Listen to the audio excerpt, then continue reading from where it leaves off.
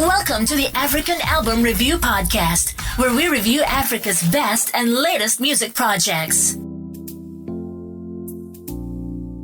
Africa, Murise. Today I'm pretty excited. I've got an album review for you. Let's get into it. Let's talk music with MJ. Album review. First thoughts.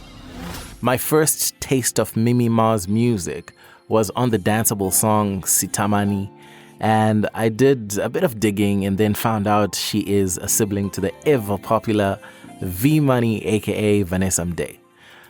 In such situations, I feel someone will always be in the shadow of the more popular sibling, but Mimi Mars has been doing her thing for a while and seems to be, a favorite of many, making a name for herself. Here I am reviewing her 2018 EP titled The Road, which has 6 tracks.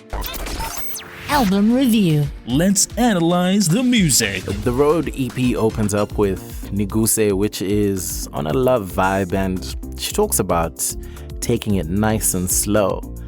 Even her vocal delivery on this track is very, very relaxed, and it's got a bongo flavor vibe that borrows much of its main rhythms from zouk, R&B, and sort of dance music, dancehall thereabouts. There's something very island about bongo flavor, but today is really about Mimi Mars, so I won't even get into the genre details. One Night was a ray of light on this album. I mean, it features Kagwe Mungai, and it has an almost dancehall kind of sound that really made an impact. It was subdued enough to make Mimi Mars and Kagwe Mungai dominate vocally.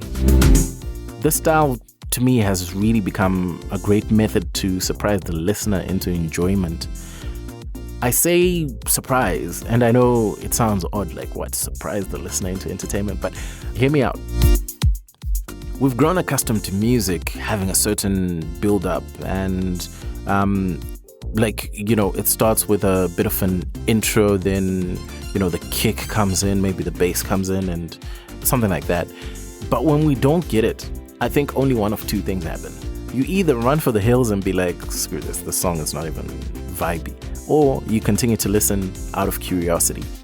On One Night, it was the latter for me. I continued to listen out of curiosity because I was like, wait, the build-up is ending at a certain point, but I'm expecting it to go beyond that.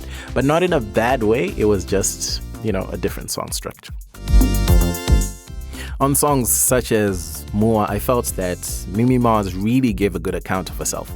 This to me is one of her best zones, where she keeps it simple and works well with the beat.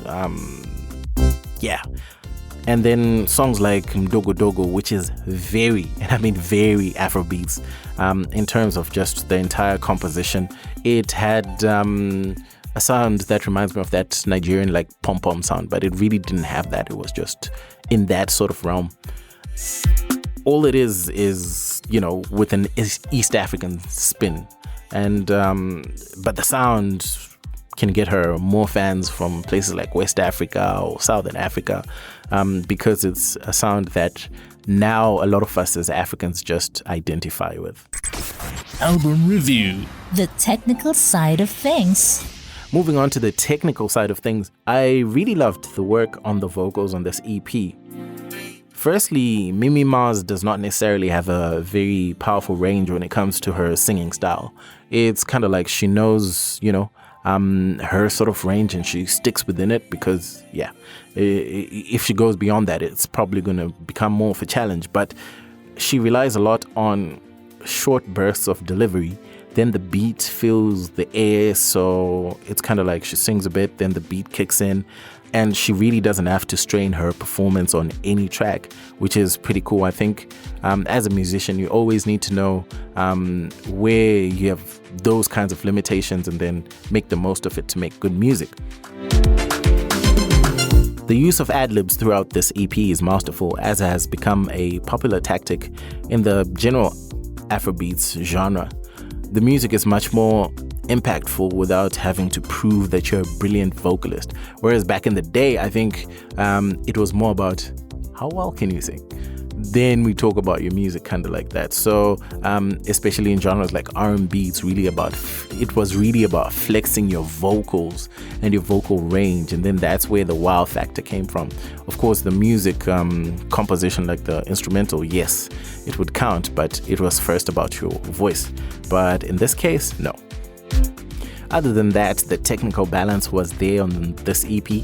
Everything was in place and nothing threw me off at any point. So that means from track 1 through to track 6, I didn't have, ups and downs thinking, who mixed this?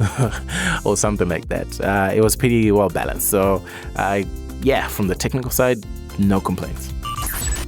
Album review. The final thoughts. So generally, I think Mimi Mars does very well when she collaborates with other artists. It gives her work much needed dynamism, which is hard to carry for an entire solo album, for example. And it just goes back to my point about the vocal range. This gives her more, it gives her music more legs otherwise. On that same point, I like her music based on mid-tempo and fast-paced grooves, such as the song Niache, which was pretty fast-paced. And yeah, my standout track though on this EP, definitely One Night, without a doubt.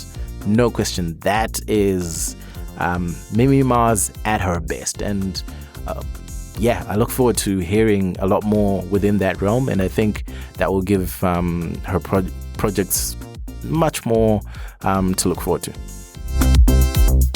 Overall, this EP, I'll describe it as okay, and it's something you can listen to when you have a playlist and you need some nice filler tracks to throw in there.